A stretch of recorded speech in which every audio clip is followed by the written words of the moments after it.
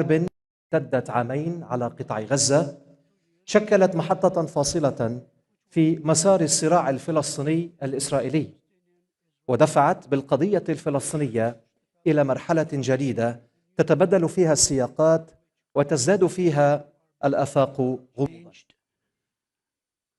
هذه الحرب كشفت عن محاولات ممنهجة لفرض وقائع جديدة على الأرض new realities on the ground, demographically and geographically, and has raised deep questions regarding the future of the Palestinian cause and the possibility of reaching a settlement that is fair and just in light of the discrepancy in the balance of powers and a conflict that the military power was not able to settle. For the next 3 days, the Jazeera Forum seeks to deal with the geopolitical and strategic changes that are witnessed in the Middle East to be discussed and their reflection on the balance of power regionally and internationally, in where crises are being even deeper and other roles, regional and international, are on the rise. So this is a space for open dialogue and exchange of visions and raising questions at pivotal points in the history of the world and the region, which is a tradition that has been a custom by Al Jazeera. Welcome to you all in Qatar and to Doha of intellectual thinking and dialogue. We start with calling His Excellency Sheikh Hamad bin Thamir Al Thani, Chairman of the Board of Directors of Al Jazeera Media Network, to deliver his remarks. You have the floor.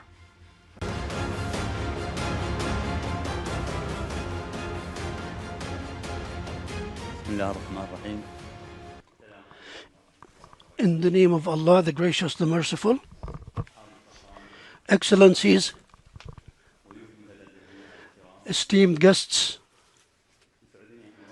I'm glad to welcome you all in Doha to this 17th Al Jazeera Forum, and your presence honors us, and I welcome specifically His Excellency Dr. Hassan Sheikh Mahmoud, President of the Republic of Somal, and the Foreign Minister of the Islamic Republic of Iran, Abbas Araqchi, and the Chairman of the Communications Department in the Presidency of Turkey, Burhan ad-Din Duran, and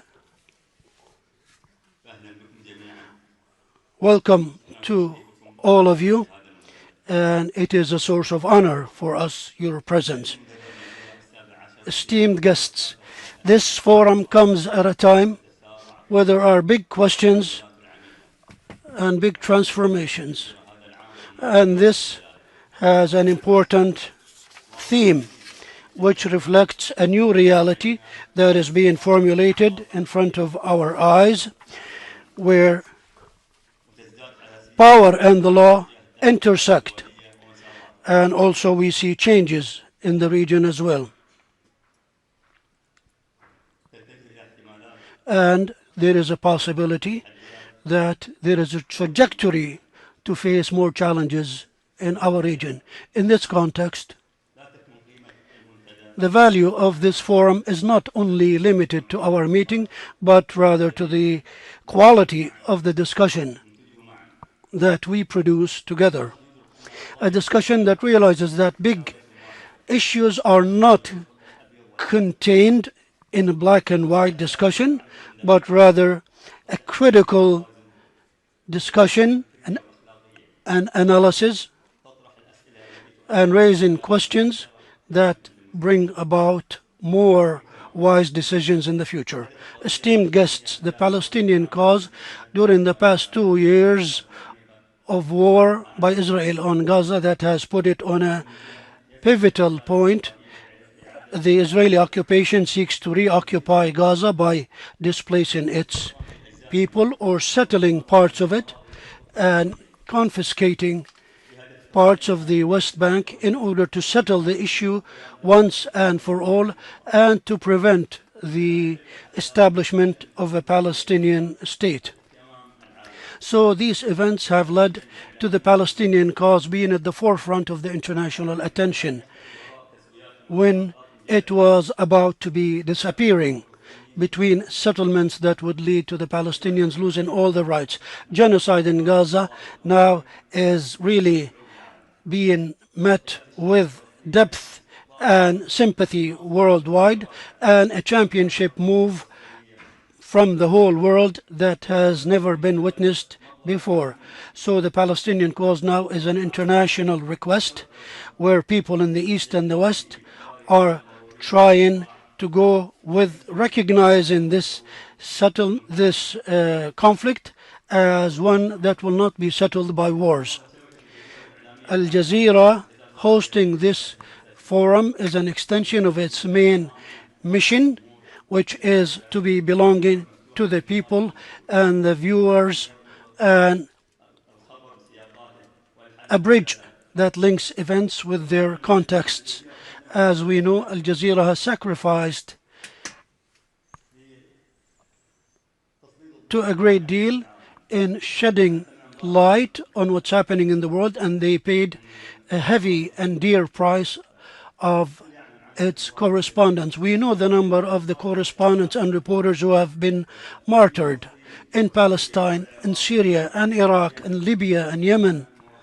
We lost reporters who have provided the ultimate price, which is their life, for the sake of the truth. And they were targeted only because they wanted to report the truth to the world. And the last example on that in Gaza is a witness to that.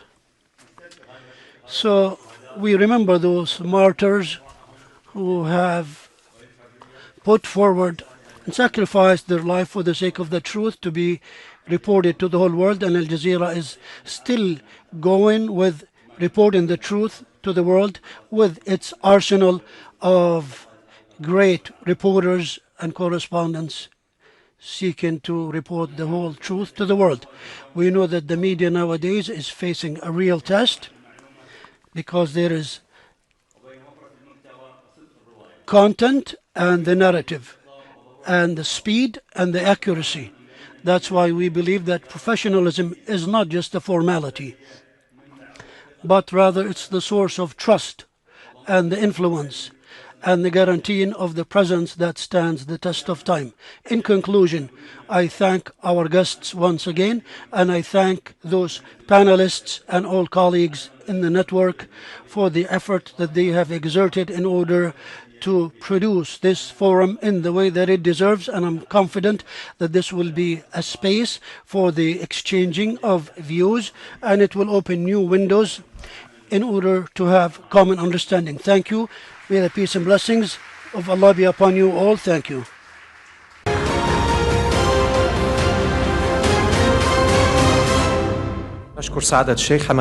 Thank you, Your Excellency, Sheikh Hamad bin Samer Al Thani. Now, His Excellency, the President of the Federal Republic of Somalia, Dr. Hassan Sheikh Mahmoud, will be our next speaker.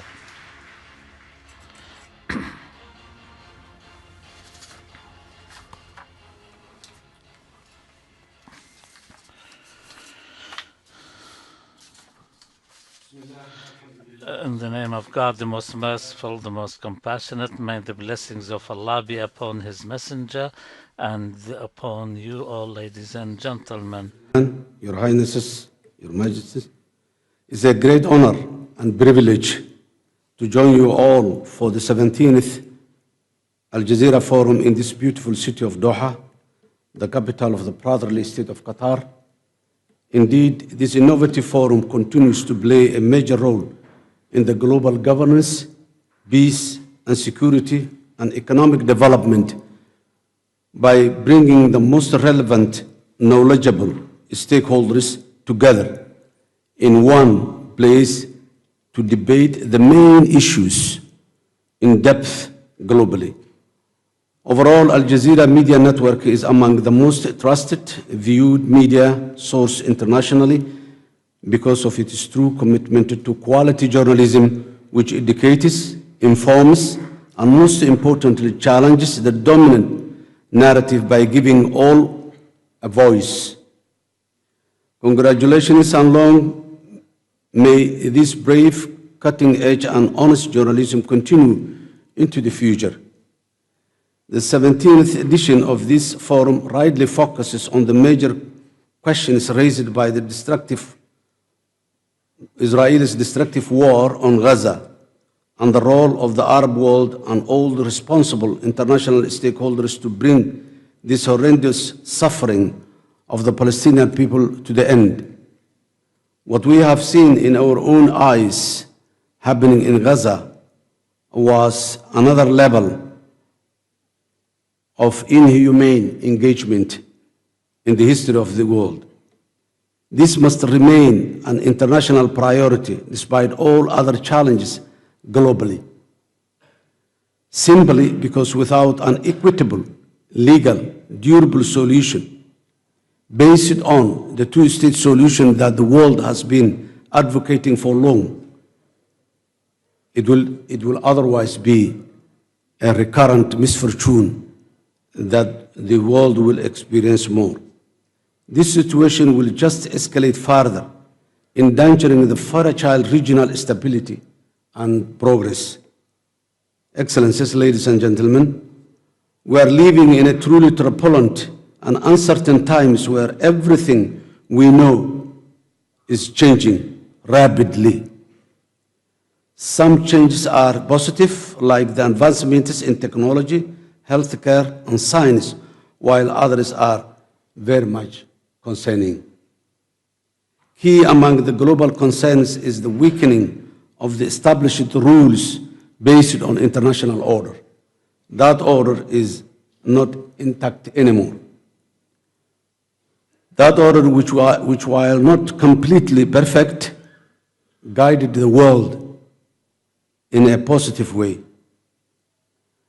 Although it's not completely perfect, but lays out a means through which all nation states can coexist, collaborate, and cooperate amicably.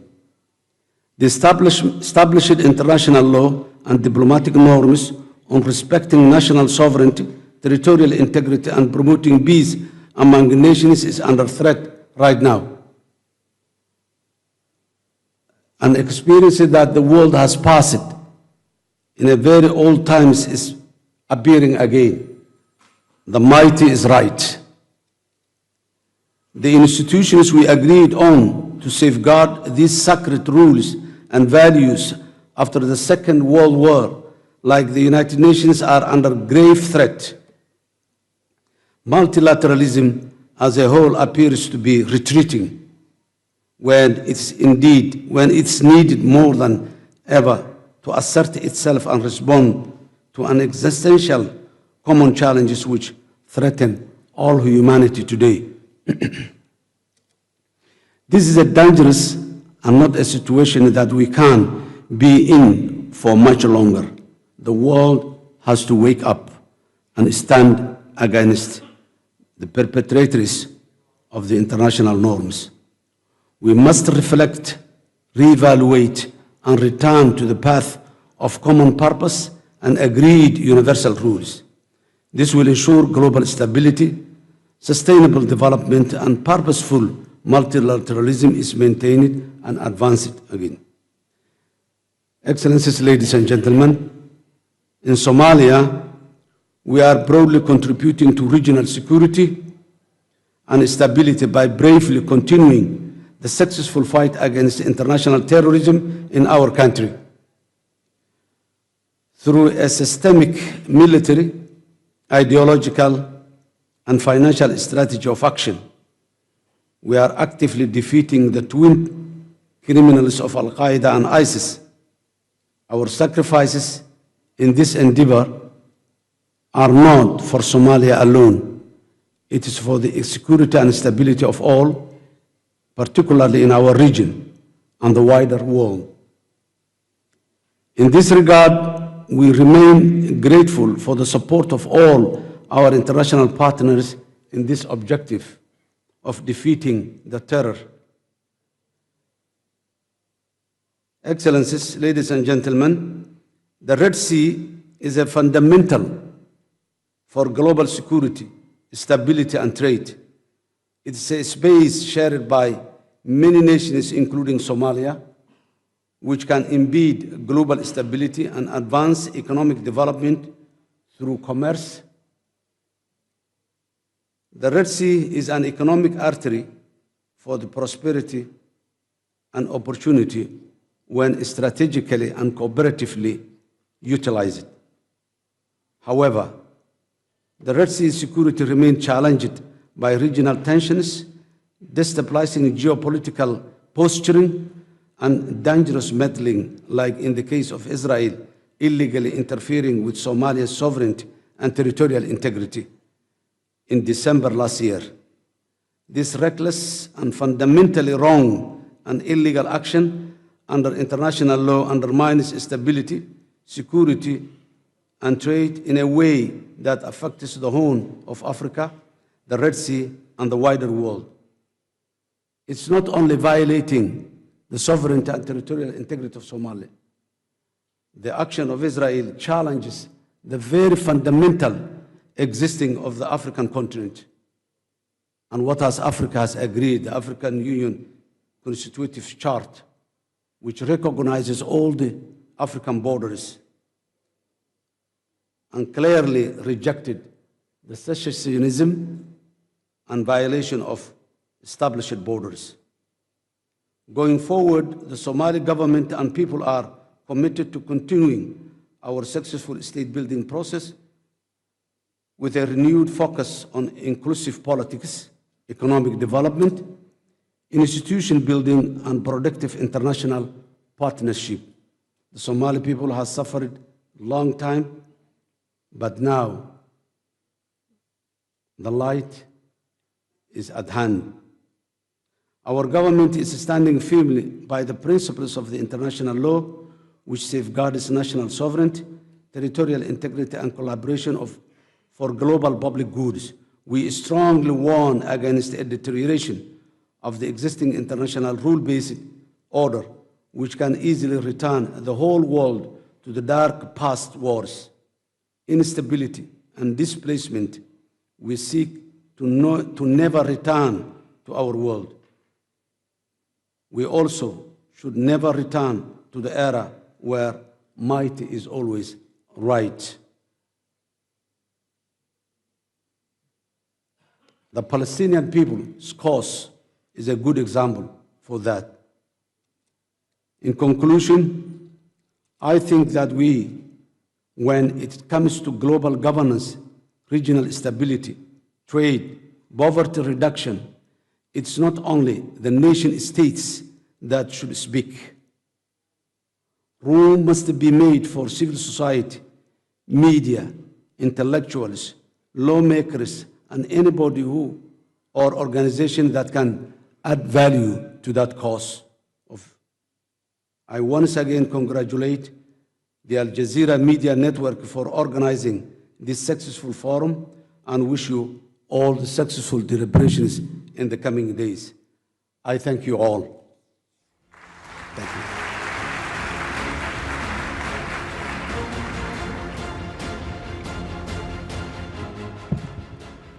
شكرا لفخامة الرئيس حسن. Thank you, Your Excellency Hassan Sheikh Mahmoud, the President of Somalia. He just returned from very important talks in the context of peacemaking in this area and coming back from the Sultanate of Oman. We invite His Excellency Abbas Araqchi, the Foreign Minister of Iran, to deliver his remarks.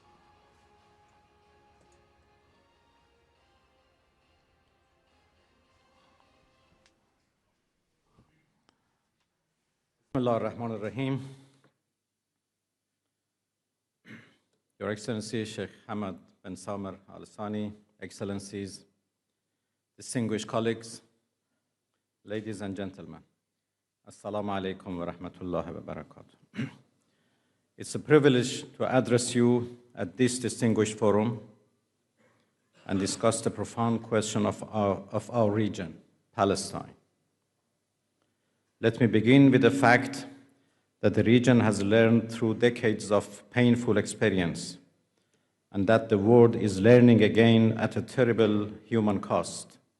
Palestine is not one issue among many.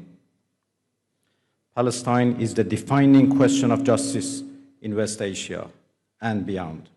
It is the strategic and moral compass of our region.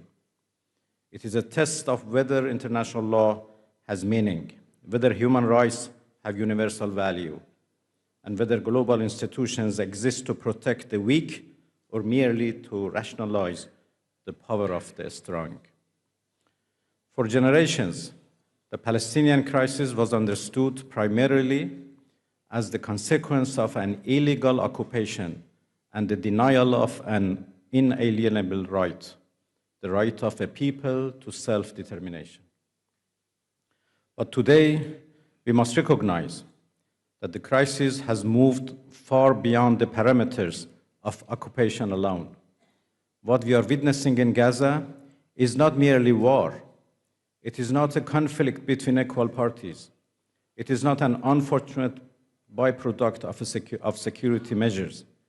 It is the deliberate destruction of civilian life on a massive scale. It is genocide.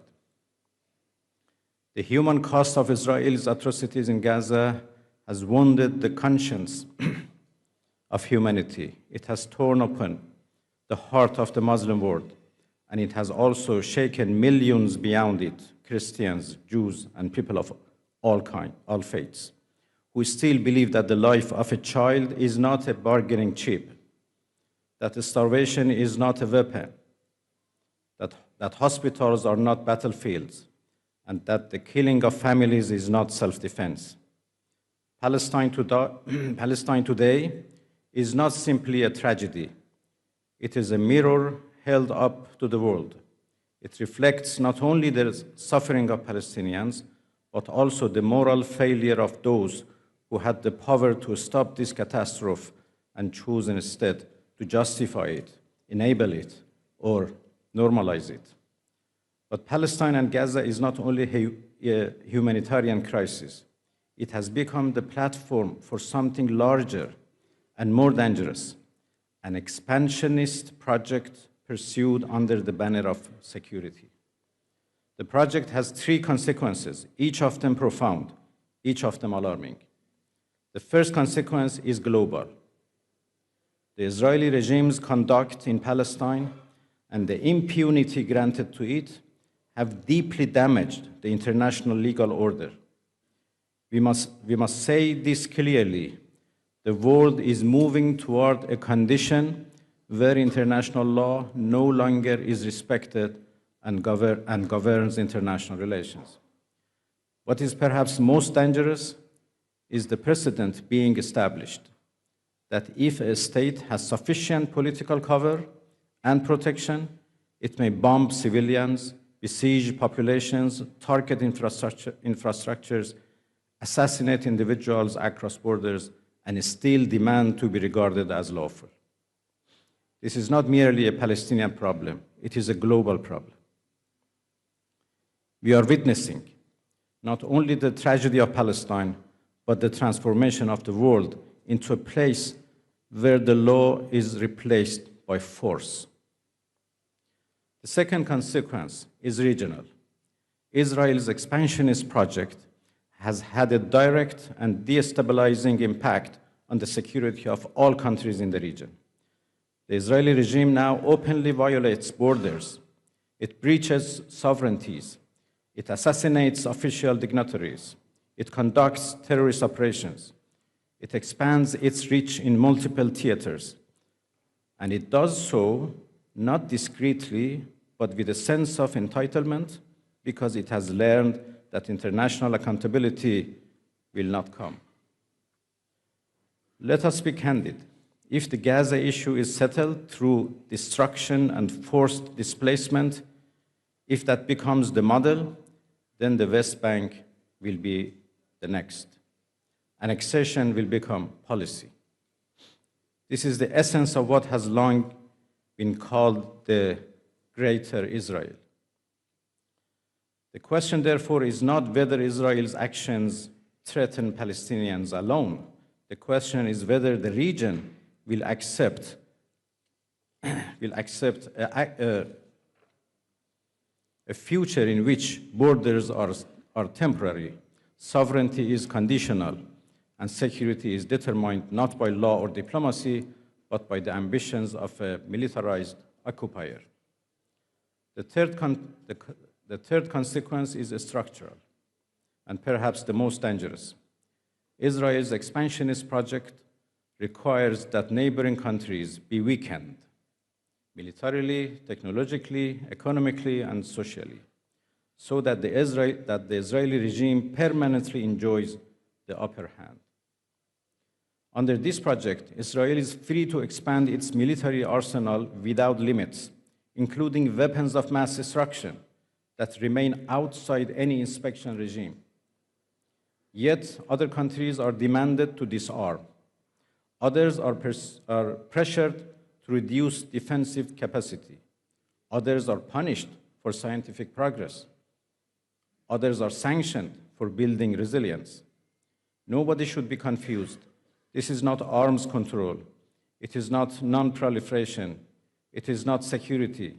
It is the enforcement of permanent inequality. Israel must have a military, intelligence, and a strategic edge, and others must remain vulnerable.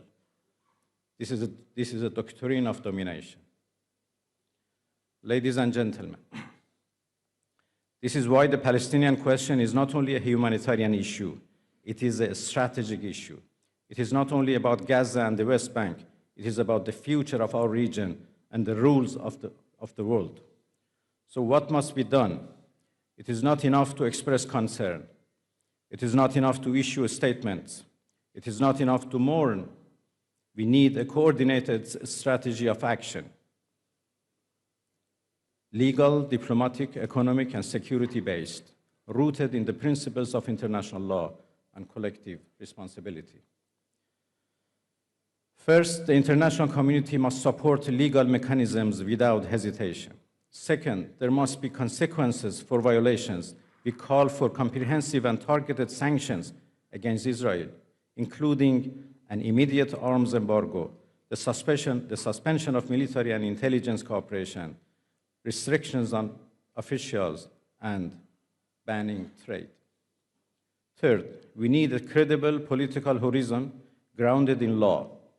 The international community must affirm the end of occupation, the right of return and compensation in accordance with international law, and the establishment of a unified and independent Palestinian state with Al-Quds al-Sharif as its capital. Fourth, the humanitarian crisis must be treated as a matter of urgent international responsibility. Collective punishment must never be normalized. Fifth, regional states must coordinate to protect sovereignty and deter aggression. The principle must be clear. Security cannot be built on the insecurity of others. And finally, the Islamic world, the Arab world, and the nations of the global South must build a united diplomatic front. The Organization of Islamic Cooperation, the Arab League, and the regional organizations must move beyond symbolism toward coordinated action. Legal support, diplomatic initiatives, economic measures, and strategic messaging. This is not about confrontation. It is about preventing the region from being reshaped by force. Dear colleagues, let no one miscalculate. A region cannot be kept stable by allowing one actor to act above the law. The doctrine of impunity will not produce peace. It will produce wider conflict. The path to stability is clear. Justice for Palestine, accountability for crimes, an end to occupation and apartheid, and a regional order built on sovereignty, equality, and cooperation. If the world wants peace, it must stop rewarding aggression. If the world wants stability, it must stop enabling expansionism. If the world believes in international law, it must enforce it consistently and without double standards. And if the nations of this region seek a future free from perpetual war, they must recognize these fundamental truths. Palestine is not merely a cause for solidarity, it is the indispensable cornerstone of regional security. Thank you so much for your attention.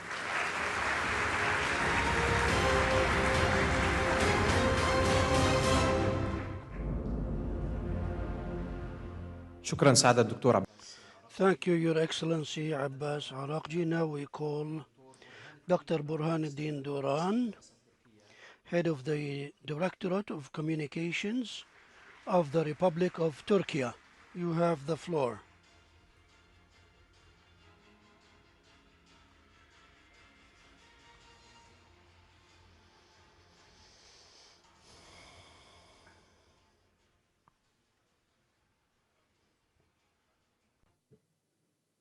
Excellencies, distinguished guests, ladies and gentlemen, it's a profound honor to join you at the 17th Al Jazeera Forum at a moment when our region and our world stand at a historic crossroads.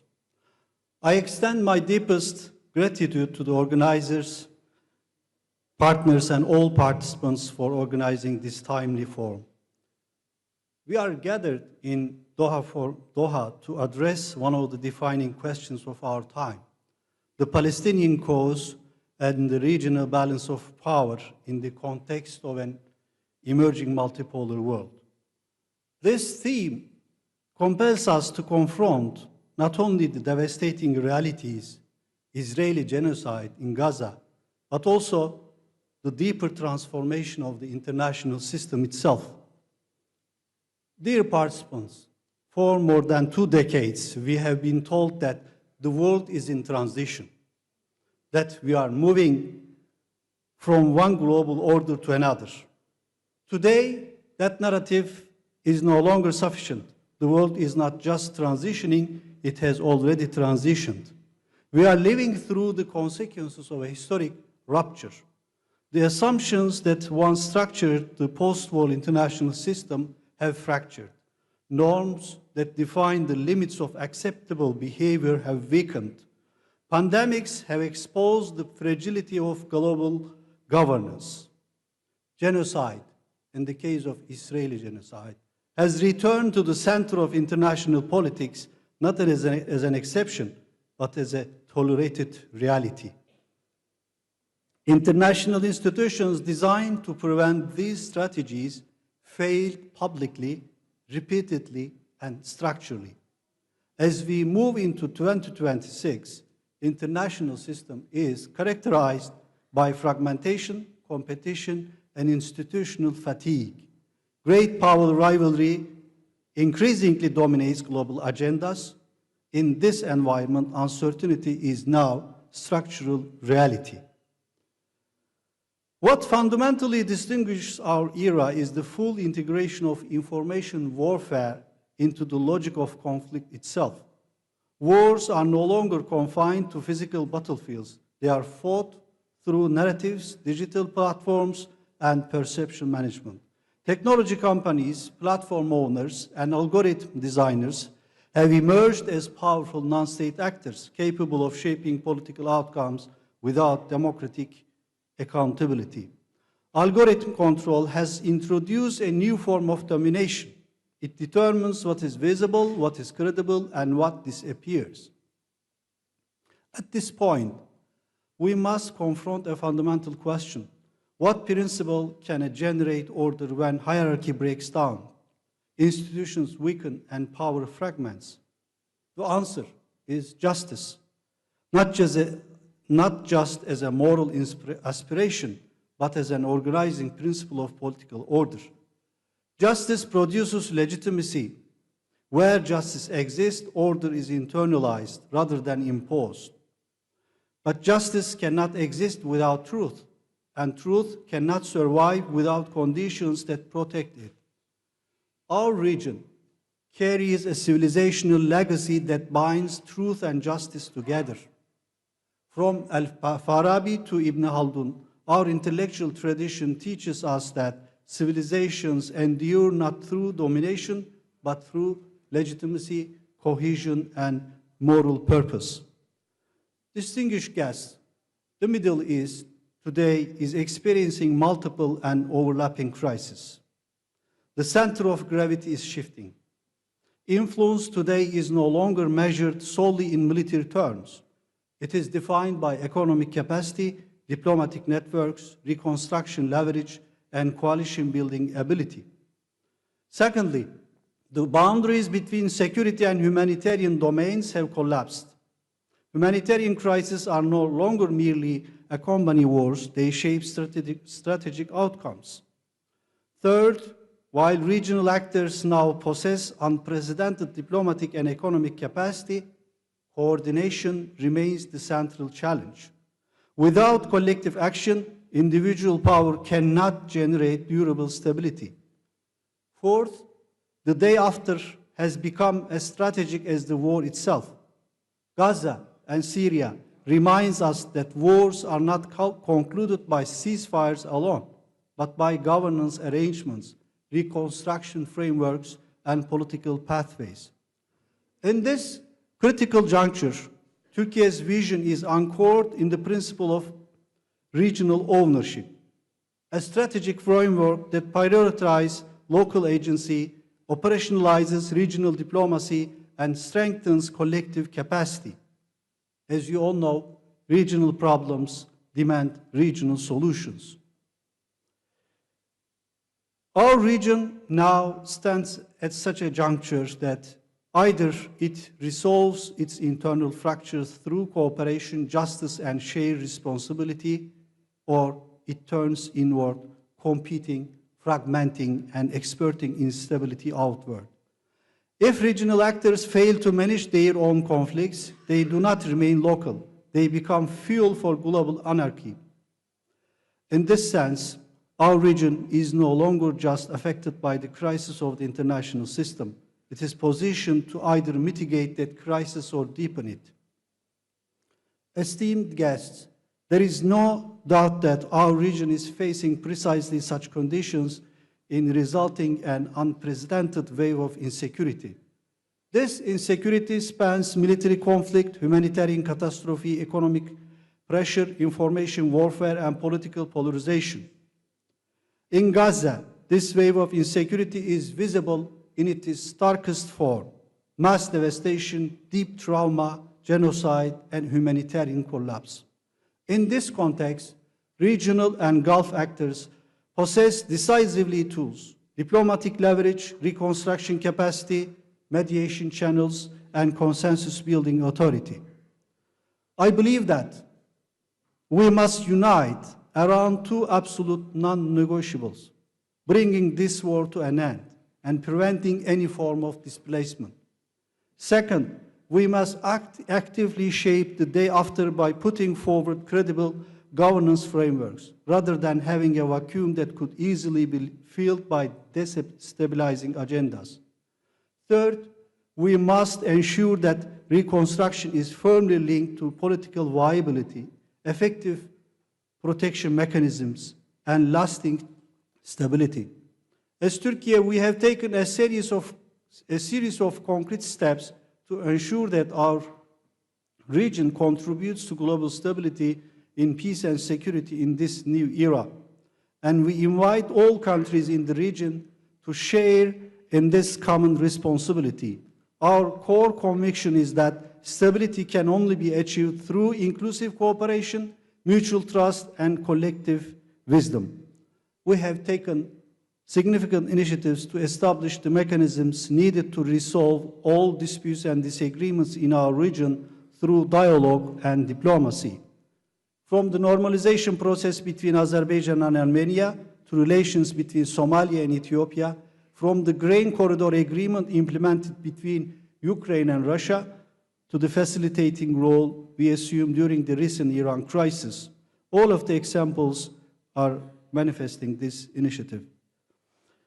At a time when the world is becoming increasingly complex, we are encouraging the formation of an inclusive and sustainable regional security architecture. We believe this architecture must not only be capable of producing solutions to inter-regional challenges, but also of building a shared capacity to respond to threats originating beyond the region. In addition, we are devoting sustained effort to the recovery, reconstruction, and rebuilding of countries that have suffered profound devastation due to civil wars.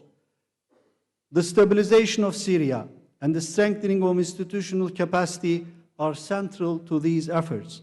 We believe a similar approach should be implemented for Yemen and Sudan once hostilities end. Moreover, to ensure these initiatives yield lasting and effective outcomes, we attach particular importance to institutionalization and continue to advance these efforts through various initiatives and multilateral platforms. Also, we are contributing to the establishment of diverse cooperation mechanisms to address the new wave of risks and insecurities in our region. Through all these efforts, we aim to build an information, knowledge, and diplomacy ecosystem of our own. We want this ecosystem to reflect the realities of our region, foster collective wisdom, and contribute to the emergence of a more balanced global order. Finally, we will continue our work with determination both in bilateral and multilateral engagements and in comparable international forums to develop a shared language for peace and stability. Dear friends, for too long, this region has been narrated by others, framed through crisis, fear, and Orientalism. That era must now end. Narrative is power. Whoever defines meaning shapes order. Our region must reclaim authorship of its own story. Of course, not to mythologize itself, but to articulate with clarity and confidence its civilizational mission in this moment of global rupture. This is why Turkey's call under the leadership of President Recep Tayyip Erdogan that a fairer world is possible resonates so deeply. It is not merely a declaration of hope, it's a strategic horizon, a conviction that justice must consciously be constructed. Ladies and gentlemen, before I conclude my remarks, allow me to emphasize one final point. The world has already changed. The responsibility before us is to ensure that it changes in the right direction. This requires cooperation across borders, resistance to algorithmic domination, defense of truth, restoration of justice, and the courage to imagine a new global order grounded in dignity and legitimacy. This is how truth becomes justice. This is how justice becomes order. And this is how a region once spoken about becomes a region that speaks for itself. Thank you for your kind attention. I extend my deepest appreciation to our hosts, the organizers of this distinguished forum, and to all participants for their valuable contributions. I hope that our deliberations today will not only enrich our understanding, but also inspire collective action toward a more just, peaceful, and humane international order. Thank you very much.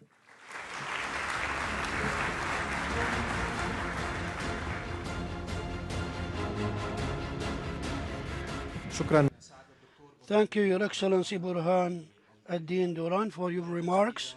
Once again, welcome to all of you to Al Jazeera Forum.